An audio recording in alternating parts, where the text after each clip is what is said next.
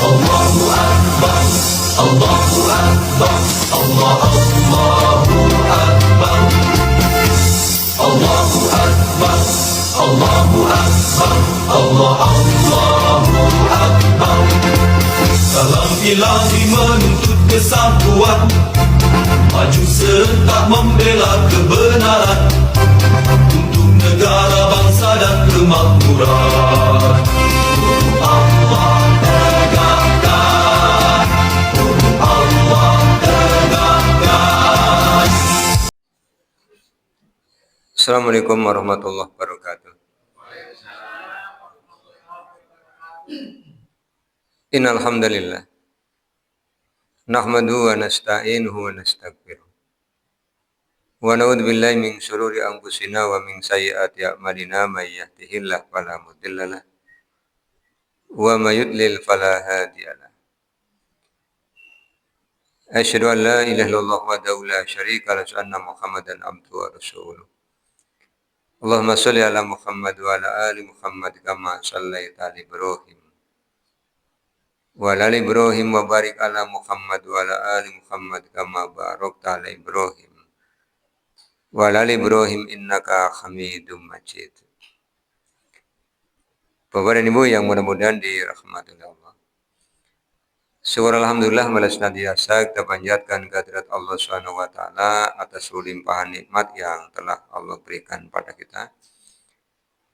Salawat, salam dan keberkahan kita mohonkan kepada Allah agar senantiasa tercurah kepada Rasulullah Muhammad sallallahu alaihi wasallam dan keluarganya sebagaimana Allah telah mencurahkan salawat, salam dan keberkahan kepada Nabi Ibrahim alaihissalam dan keluarganya. Di kajian kita pekan yang lalu sampai pada bab 97 pada Kitabul Azan, hadisnya 761, 762 tentang bacaan yang dibaca oleh Rasulullah SAW pada saat beliau mengimami para sahabatnya untuk sholat asar. Dijelaskan oleh Abu Qatadah dari bapaknya yang menceritakan bahwa Rasulullah SAW membaca di 2 rakaat yang awal, sholat duhur dan sholat asar, bi Fatihatil Kitabi wa suratin, membaca pembuka dari Al-Quran, atau kita lebih mengenalnya dengan suratul Fatihah. Kemudian wasuratin, suratin, setelah membaca suratul Fatihah membaca surah. Dari mana tahunya? Wa yusmi'unal ayata ahyanan. Kadangkala Nabi memperdengarkan supaya makmumah di belakangnya mengetahui bahwa di sholat duhur, sholat asar, rakaat pertama dan kedua tidak hanya suratul Fatihah, tapi ada surah Al-Quran yang dibaca. Jadi sengaja diperdengarkan oleh Rasulullah. Bahasanya ahyanan, Bapak Ibu, kadangkala. Jadi bukan setiap duhur dan asar. Ya. Diperdengarkannya untuk diketahui oleh para sahabat. Dan diceritakan sampai kepada Imam Al-Bukhari, hadisnya kita kaji pada pekan yang lalu. Bahwa sholat duhur meskipun sir, rangkaiannya sama dengan sholat-sholat yang dilakukan dengan cara jahar. Bedanya hanya kalau sir itu tidak terdengar suratul Fatihah dan surahnya, kalau jahar terdengar. Kita akan mulai di bab 98, hadisnya 763, 764. Babul qiraati fil maghribi. Bab bacaan di dalam sholat maghrib. Yang bercerita adalah Abdullah bin Abbas radhiyallahu anhuma qala, dia berkata, inna sesungguhnya Ummal Fadli, Ummu Fadl ini ibundanya Abdullah bin Abbas, berarti istrinya Al-Abbas.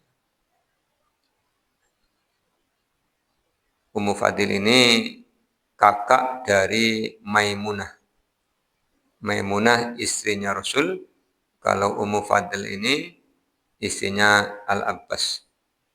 Jadi paman dapat kakaknya, keponakan dapat adiknya.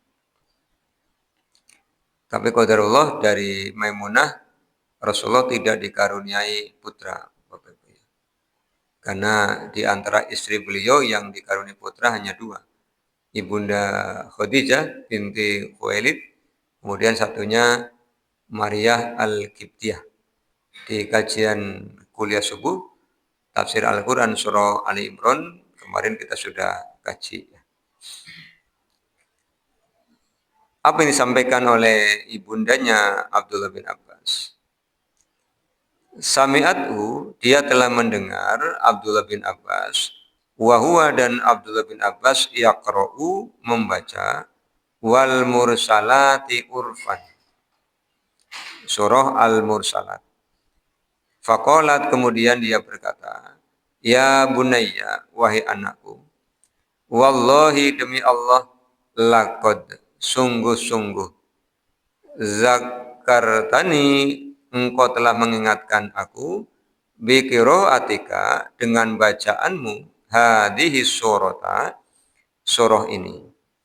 Innaha, sesungguhnya surah ini, la akhiru, sungguh surah terakhir, ma sami'tu, apa yang telah aku dengar, min Rasulillahi sallallahu alaihi wasallam, dari Rasulullah sallallahu alaihi wasallam. Yaqra'u, beliau membacanya, biha, surah itu, fil maghribi, pada sholat maghrib. Di hadis 763, Abdullah bin Abbas meriwayatkan hadis dari ibundanya Ummu Fadil. Ketika saat itu Abdullah bin Abbas ngimami sholat maghrib, kemudian ibundanya ikut makmum. Dan Abdullah bin Abbas membaca Al-Quran surah Al-Mursalat. Setelah selesai salam, Ummu Fadil mengatakan, bacaanmu mengingatkanku kepada Rasulullah. Berarti peristiwa ini terjadi setelah Rasulullah SAW wafat. Kata Ummu Fadil, inilah surah terakhir yang aku dengar ketika bermakmum di belakang Rasul sebelum beliau wafat. Ini sudah pernah kita kaji hadisnya ya. Rasulullah SAW saat itu sakit, tapi beliau tetap datang untuk mengimami dengan menggunakan, kalau bahasa sekarang, sal ya. Sal di lehernya, kemudian mengikat kepalanya dengan kain berwarna hitam sebagai kompres karena badannya panas, beliau ngimami. Dan surah yang dibaca adalah Al-Mursalat. Meskipun di riwayat lain dari jalur Ibunda Aisyah, Rasulullah SAW terakhir sholat berjamaah itu duhur. Jadi hadisnya Ummu Fadil ini Al-Mursalat, tapi di hadisnya Ibunda Aisyah itu sholat duhur. Bagaimana mengkompromikannya? Dalam Fathul Bari dijelaskan komprominya. Ini yang berceritakan dua orang yang berbeda. Yang satu Ibunda Aisyah, yang satu adalah Ummu Fadil, dan masing-masing pernah bermakmum di belakang Rasulullah. Jadi komprominya untuk sholat jahar terakhir yang Rasulullah kerjakan berjamaah adalah maghrib. Untuk sholat sir yang terakhir Rasulullah kerjakan adalah duhur ya, yang dimakmumi oleh Ibunda Aisyah. Komprominya seperti itu. Lah diketengahkan di bab 98 ini untuk menunjukkan bahwa sebenarnya untuk sholat maghrib itu standarnya adalah Al-Mursalat. Kira-kira berapa ayat Bapak Ibu? Ini kan butuh kesanggupan dua pihak. Satu pihak imam dan dua pihak makmum. Boleh jadi imamnya sanggup, makmumnya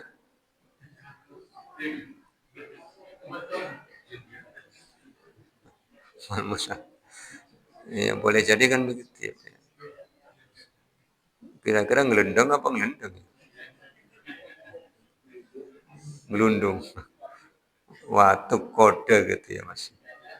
Oke, ya.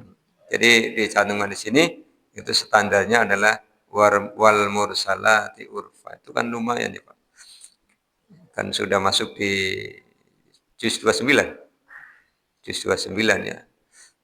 Surah-surah yang ada di juz 29 kan jelas lebih banyak yang panjang dibandingkan yang ada di juz 30. Ya, kalau juz 30 kan ya mufassal ya, pendek-pendek kan begitu. Itu standarnya begitu. Ini diketengahkan. Kemudian 764. Ini yang melakukan adalah Marwan bin Hakam. An Marwan bin al-Hakami, dari Marwan bin Hakam. Di kajian kita tentang Kitabul Idain, ini Marwan bin Hakam itu ngimami sholat id, dia khutbah dulu, baru sholat. Iya, ketika ditanya kenapa, alasannya karena orang-orang setelah selesai sholat pada pulang, akhirnya di khutbah dulu. Nah, ini bertanya begini. Qala, dia berkata, qala li, telah berkata kepadaku Zaid bin Sabitin. Zaid bin Sabit. Jadi Marwan itu kan gubernur Madinah. Dia ngimami sholat maghrib, setelah selesai ngimami, ditanya oleh sahabat Zaid bin Sabit. Ini juru tulisnya Rasulullah SAW. Ditanya begini, malaka takro'u fil maghribi bikisorin. Kenapa engkau membaca dalam sholat maghrib bikisorin? Surah pendek. Dikomplain oleh sahabat ya. Ini yang imami gubernur. Selesai dikomplain. Ya sahabat itu kan lempeng-lempeng. Yang di Kitabul Ida itu kan begitu mau naik khutbah kan ditarik bajunya. Nanti sholat dulu baru khutbah. Tapi tetap alasannya. Kemudian Zaid mengatakan begini. Waqad, dan sungguh sami'tun Nabiyya SAW, aku telah mendengar Nabi SAW yaqra'u, membaca bitulatu layaini. Di salat maghrib itu kata Zaid bin Sabit, aku telah mendengar Rasulullah SAW ngimami dengan membaca 2 surah yang panjang. Dalam Fathul Bari itu diberikan penjelasan. Tulatu layaini ini lebih dahsyat daripada Al-Mursalat. Al-A'raf dengan An-Nisa. Kayaknya durung salam, begitu selesai ya 3 jam ya Pak. Al-A'raf 206. An-Nisa 176. Itu maghrib ya. Baris. Kalau bacanya pelan malah belum selesai sudah isya gitu. Iya, jadi panjang. Nah ini Marwan malah milihnya bikisorin yang pendek. Maka setelah selesai ditanyakan oleh Zaid bin Sabit, kenapa engkau bacanya yang pendek? Bukankah Rasulullah mencontohkan bitulatu layaini? Kemudian pendapat yang kedua, Al-A'raf dengan Al-An'am. Yang ketiga, Al-A'raf dengan Al-Ma'idah. Ini kan panjang semua. Itu kan termasuk di antara 7 surah yang panjang. Paling panjang kan Al-Baqarah. Kalau Al-Baqarah tidak hanya jumlah ayatnya yang banyak, tapi ayat-ayatnya juga panjang. Karena ada surah yang jumlah ayatnya banyak, tapi ayat-ayat pendek. Surah apa? Surah ke-26. Itu jumlah ayatnya banyak, tapi ayatnya pendek-pendek. As-Su'ara itu jumlah ayatnya lebih dari 200. Tapi ayat-ayatnya pendek. Kalau Al-A'raf itu ya banyak yang panjang juga. Al-Baqarah juga demikian.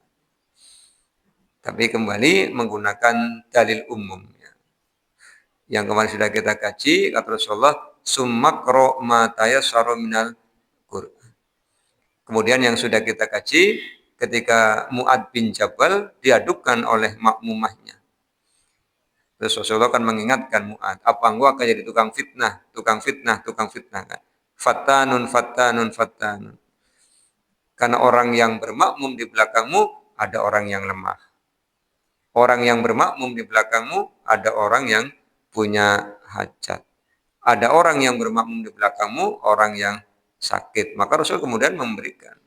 Kalau ngimami, jangan terlalu panjang. Kalau sholat sendirian, silahkan. Jadi kita pakai yang ini aja, Pak. Kan pas ya.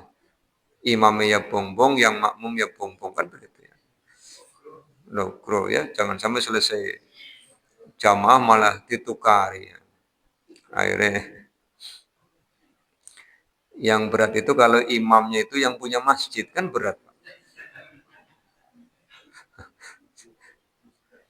Dia yang wakaf, dia yang bangun, dia yang imami, jamaahnya komplain kan angel. Masjidnya punya dia, mau bagaimana? Panti ganti lah, kok sing duwe ini panti ganti ke prima. Iya, tapi kalau imamnya diangkat oleh yayasan kan bisa diingatkan, Pak Imam menyesuaikan, lihat spion lah di belakang sepuh-sepuh makmumannya. Kalau tidak nurut ya nanti diganti yang sesuai ya. Sesuai dengan sunnah, bukan sesuai dengan selera kan begitu. Bukan diganti sesuai selera, ya, tapi sesuai dengan sunnah. Ya, jangan terlalu cepat, jangan terlalu panjang. Gampang kalau sholat sendiri silahkan. Kadang-kadang kan terbalik ya. Kalau ngimami panjang begitu bak dia cepat, ini kan jadi tidak sesuai. Kata Rasulullah kan kalau sendirian silahkan, famang sya'a, silahkan. Mau baca Al-Mursalat ya boleh, mau baca Al-A'raf sampai rampung ya boleh ya. Ba'diyah Isya misalnya. Ya, sampai selesai ya. Ini memudahkan. Kemudian bab 99 ya. Kalau tadi tentang contoh-contoh surahnya, kalau sekarang adalah caranya. Babul jahri fil maghribi. Bab menjaharkan bacaan di dalam sholat maghrib. Jadi kalau ada pertanyaan, kenapa maghrib, isya, subuh, jahar, duhur, asar, sir, ya contohnya begitu. Kan ibadah itu sesuai contoh. Yang sudah kita kaji kemarin, informasi dari sahabat Malik bin Al-Huwairis yang nginep di tempatnya Rasulullah selama 20 hari 20 malam, memperhatikan bagaimana Rasulullah sholat. Kemudian ketika mereka mau pulang, Rasul kan pesan, jika sudah masuk waktu sholat, azanlah. Kemudian pilih orang yang paling tua di antara kalian ngimami. Kemudian Rasul berpesan apa? Wasallu kama ra'aitumuni usalli. Jadi kalau kenapa jar? Ya memang Rasulullah mencontohkan demikian. Ibadah itu sifatnya dogma. Jadi pemberian aturan dari Allah SWT, Rasulullah mempraktekkan. Dan tidak semua syariat itu diterangkan alasannya. Tidak kemudian kenapa jahar? Karena alasannya A, B, C. Kenapa sir? Karena alasannya A, B, C. Karena syariat itu hakikatnya adalah ujian. Di juz yang kedua, ketika Allah SWT memberikan perintah pergantian arah kiblat dari Baitul Maqdis ke Baitul Haram, Allah SWT akan menyampaikan lina lama mayyattabi'ur rasula mimma yanqalibu ala akibai. Allah ingin menguji ketika diberikan aturan, kita menjadi orang yang mengikuti Rasul atau orang yang balik kanan. Perintah itu ujian, larangan itu juga ujian.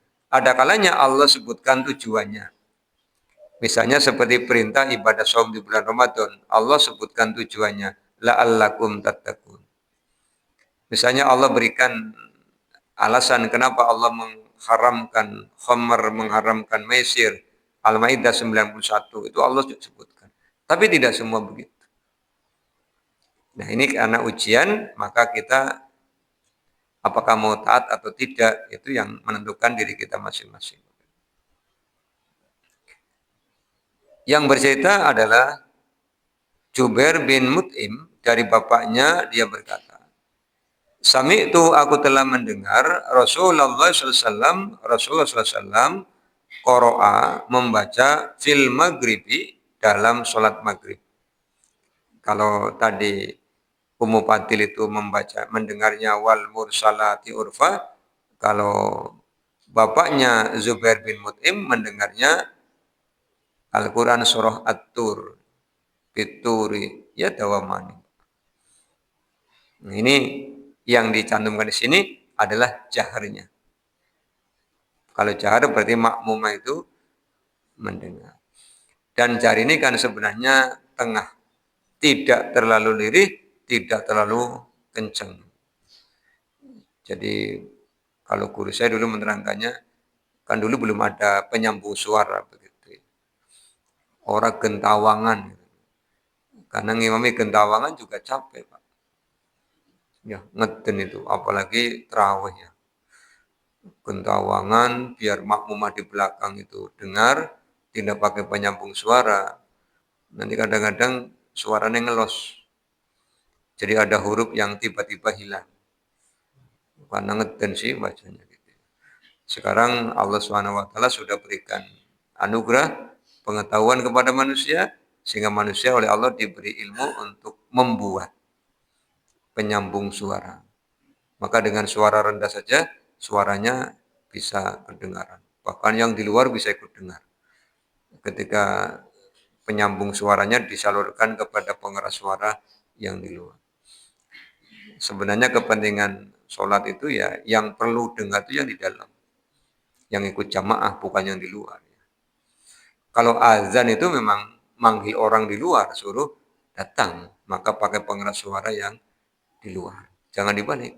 Adzan pakai suara dalam, sholat pakai suara luar. Kan manggil, hayya ala sholat, kesini sholat. Supaya yang di luar datang.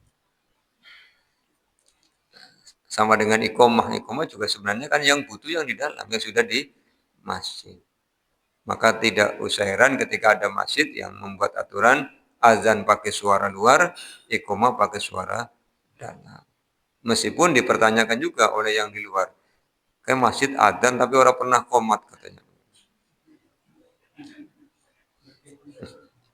Apalagi yang datang masjidnya nunggu qomat kan ini orang qomat kan ini. Barang mangkat, kan ini bubar orang keluar qomat. Udah dipanggil tadi ya. Iqomah itu kan perintah untuk membangunkan orang yang duduk menunggu sholat. Maka yang dengar ya yang di dalam. Kalau azan kan manggil yang di luar. Ada juga yang qomat tidak pakai pengeras suara. Ya. Ini lebih kaget lagi nanti yang di dalam aja kan ini wis pada ngadeg, wis qomat kan. Ya, memang dulu belum ada pengeras suara zaman Rasul. Ini tata aturan sholat. Maghrib jahar ya. Kemudian bab 100, babul jahri fil isya'i. Isya juga jahar. Ini yang cerita adalah Abu Rafi ya, dia berkata, "Shallaitu aku telah sholat ma'a Abi Hurairah bersama Abu Hurairah. Al-atamata, sholat al-atama. Masih ingat Bapak? Al-atama itu sholat? Sholat? Ini menangkapi. Nggak usah takut akan dikurangi nilainya. Al-atama itu sholat isya. Ya. Jadi orang-orang Arab Badui menyebut isya itu al-atama. Karena dikerjakan larut malam. Al-atama itu waktu yang biasanya mereka gunakan untuk memerah susu kambing. Jadi merahnya malam-malam. Ya. Kemudian apa yang dibaca oleh Abu Hurairah? Idzas sama'un saqqat al-insyikok ya. Ayat 1 sampai selesai. Kemudian fasajada, kemudian beliau sujud. Fakultu lahu, kemudian aku berkata kepada Abu Hurairah, qala, beliau menjawab, sajadtu, aku telah sujud khalfa, di belakang Abil Qasimi sallallahu alaihi wasallam. Aku pernah sujud di belakang Abul Qasim. Siapa Abul Qasim? Rasul. Kenapa diberi kunyah Abul Qasim? Bapaknya Al Qasim? Bukan ya. Abul Qasim itu bapak yang suka berbagi. Al Qasimu itu pembagi. Kalau kita belajar julmiah kan begitu ya. Kismataini ada dua bagian. Dohirun wa mutmarun. Yang dohir dan yang domir gitu ya Pak. Jadi Abul Qasim bapak yang suka berbagi. Karena Rasulullah kalau mendapatkan rezeki langsung habis. Akan dibagikan ya. Begitu ada orang bilang, ya Rasul minta bagian, langsung beri. Maka diberi panggilan Abul Qasim. Ya sama dengan di era kita, Bapak Ibu. Kadang-kadang kita memberikan kunyah, ya, julukan. Iya, Pak Hartawan, apa Pak Darmawan, Dermawan ya. Dermawan laki-laki perempuan? Laki-laki. Kalau perempuan?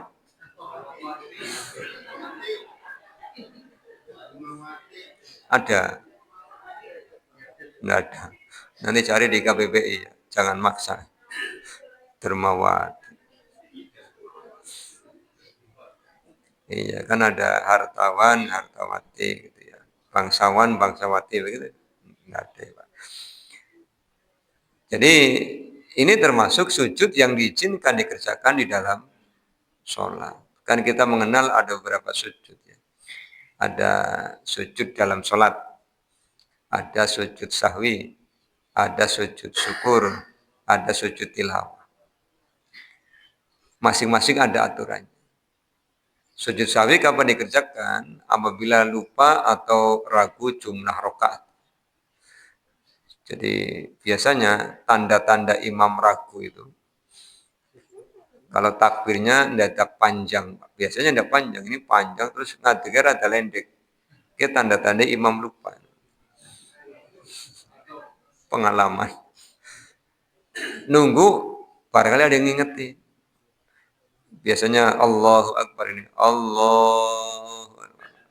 Rada suwe. Nunggu ada yang subhanallah, jebule laka. Oh berarti orang kelalen.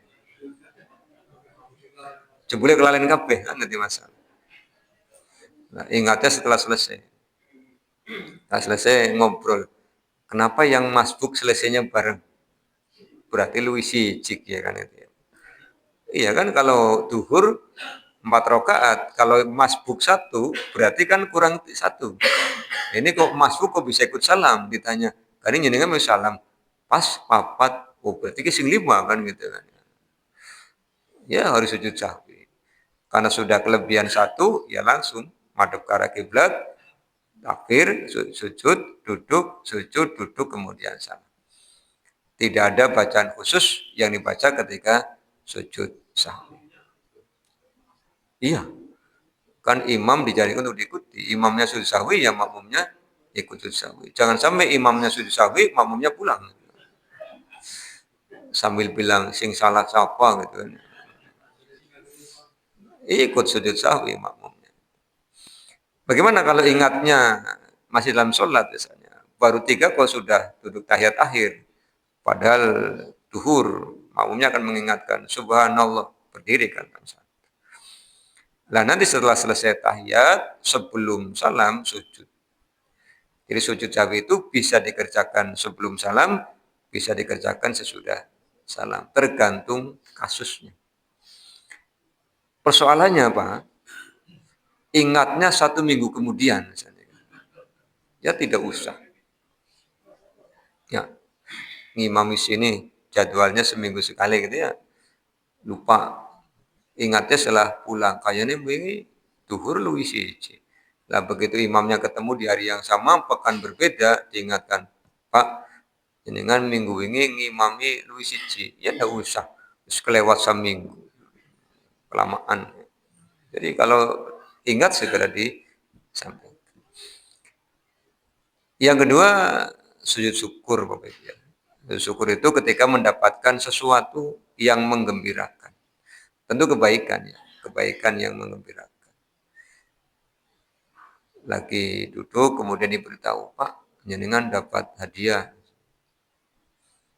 Hadiah apa? Dapat hadiah umroh misalnya. Itu sujud syukur. Dalam kalau di teks hadisnya tidak ditentukan bacaan tertentu. Jadi sujud aja.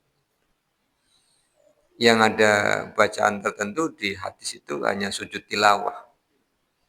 Di Jawa itu ada bacaan tertentu. Nah ini yang disebutkan di hadis 766 bab 100 itu sujud tilawah. Sujud syukur 1 kali. Sujud sahwi 2 kali. Sujud tilawah juga 1 kali. Sujud tilawah itu bisa dikerjakan di dalam sholat atau di luar sholat. Ketika Bapak Ibu yang rajin tadarus ya, kan pasti melewati ayat-ayat sajdah. Begitu sampai pada ayat sajdah, letakkan Qur'annya sujud. Karena kata Rasulullah, ketika kita membaca ayat sajdah kemudian sujud, iblis akan lari sambil menangis. Terus dia bilang, celakalah aku. Aku diperintahkan sujud tidak mau, sedangkan anak Adam diperintahkan sujud mau. Jangan sampai kita baca sajdah, kemudian kita tidak sujud. Nanti iblisnya bisa tertawa, Pak. Jebule pada baik kan gitu. Nah, makanya terus kalau kita baca Quran kan gampang karena ada tandanya gitu. Biasanya ada simbol kayak masjid gitu. Sampingnya ada tulisan as-sajdah. Misalnya seperti di idza sama'u saqqat itu kan. Pada kalimat wa idza quri'a 'alaihimul qur'anu la yasjudun. Diletakkan Qur'annya kemudian sujud. Bagaimana kalau lagi sholat? Ya sujud dulu. Allahu Akbar, sujud. Kemudian Allahu Akbar, bangun lagi, sedekap lagi, lanjutkan baca ayatnya, selesaikan sampai akhir surah. Balil ladzina kafaru yukadzibun wallahu a'lamu bima yu'un fabasyirhum bi'adzabin alim illal ladzina amanu wa amilus solihati falahum ajrun ghairu mamnun. Terus takbir, ruku, i'tidal, sujud. Hanya memang kadang-kadang karena ini cara dilakukan, boleh jadi ketika imamnya mau sujud tilawah, disubhanallahi oleh makmum. Dikira lupa tidak ruku, tidak i'tidal. Kalau sudah disubhanallahi, biasanya makmumnya tidak ikut sujud. Malah berdiri nonton.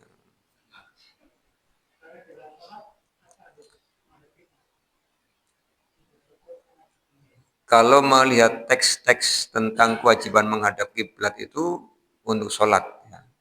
Karena hadisnya jelas. Idza qumta ila sholati fasbighil wudu summa istaqbalal kiblata fakabbir. Tapi jika ruangannya memungkinkan, ya upayakan menghadap ke arah kiblat. Kecuali sesak ngaji ini, bisa nih madep ngalor Pak Pimen jujur kan angin. Tapi kalau Bapak Ibu kan ruangan rumahnya kan luas, letakkan. Jangan diganti dengan yang lain. Begitu letakkan Qur'annya, kemudian sujud. Lah kalau yang ini ada bacaannya. Dan untuk bisa membaca doa sujud tilawah, maka harus dihafalkan. Karena Bapak Ibu tidak mungkin membaca ketika sujud. Orang Anda dipraktekkan. Tulis di kertas, disujudi, kira-kira kebaca. Ini Pak. Tulisan itu dapat dibaca karena ada jarak minimalnya. Semakin dekat, tidak bisa dibaca. Ya. Mbuh kue lamun duit, semakin dekat, semakin kelihatan apa tidak. Yang kelihatan warnanya ya. Warnanya tetap merah gitu ya. Tapi tulisannya tidak kebaca. Ini dihafalin ya. Sajada wajhi lillazi khalaqahu wa sawwarahu wa saqqa sam'ahu wa basarahu bi khaulihi wa quwwati. Itu doanya. Letakkan Qur'annya, baca, setelah baca lanjut. Lah kalau kita tadarus dalam bentuk liqa, melingkar seperti ini, satu orang misalnya baca, yang lain kan nyimak. Tadarus itu kan efektifnya begitu. Jangan sampai tadarus yang satu baca, yang lain nunggu di luar. Ini selesai keluar, itu masuk. Lah yang terakhir begitu buka langsung shadaqallahul adzim. Jadi langsung uslaka kancani bubar kabeh kan. Ya zaman kita ngaji itu begitu. Jadi harus gantian. Harusnya kan jangan gantian tapi muter begitu, muter. Sehingga ketika ada yang keliru, ada yang membetulkan. Lah kalau yang membaca sujud, maka yang mendengarkan ikut sujud. Jangan nonton. Yang membaca sujud tilawah, maka yang mendengarkan ikut sujud tilawah. Yang imami baca ayat sajdah, sujud tilawah, maka makmumahnya ikut sujud tilawah. Itu macam-macam sujud. Ya, yang keempat sujud dalam sholat. Cara sujudnya sama. Ya, sujud itu kan apa namanya di atas 7 tulang begitu. Tangan kanan kiri, lutut kanan kiri, ujung kaki kanan kiri, kemudian bagian kening dan menempelkan ujung hidung. Kalau menempelkan ujung hidung ya sesuai kemampuan. Yang tidak mampu bagaimana? Ya sudah jangan dipaksa. Yang mampu. Kan al-Islamu yusrun. Nah ini ada yang pendek Pak. 767. Yang bercerita adalah Al-Baro bin Azib ya. Sami'tu Al-Baro'a anna Nabi sallallahu alaihi wasallam kana fi safarin. Bahwasanya Nabi sallallahu alaihi wasallam adalah dalam suatu safar. Oke, salatnya bukan di tempat ya. Salat ketika safar. Faqara'a beliau membaca fil isya'i dalam salat isya fi ihdar raq'ataini di salah satu dari rakaat yang awal itu bitini wasaituni dengan membaca surah at-tin watini wasaitun. Tapi sholatnya safar, bukan sebagai mukimi. Dan dijelaskan ya, Rasulullah pernah melakukan itu. Jahar. Sekarang ke 101. Tadi sudah di 766 ya. Babun al-qira'atu fil isya'i bisajdati.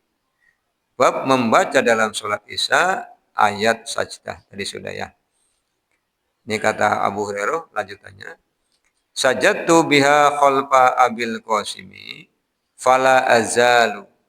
Kata Abu Hurairah, aku tidak akan pernah berhenti. Ketika membaca surah ini, ya aku akan sujud tilawah. Asjudu, aku akan sujud biha dengannya, hatta alqahu. Sampai aku berjumpa dengannya. Sampai aku meninggal, kata Abu Hurairah kan seperti itu.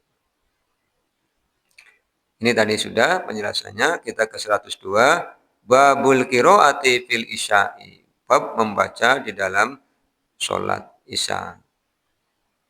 Masih mengutip yang sama dari Al-Baro. Sami'tun Nabi sallallahu alaihi wasallam yaqra'u wattini wasaitun fil isya'i.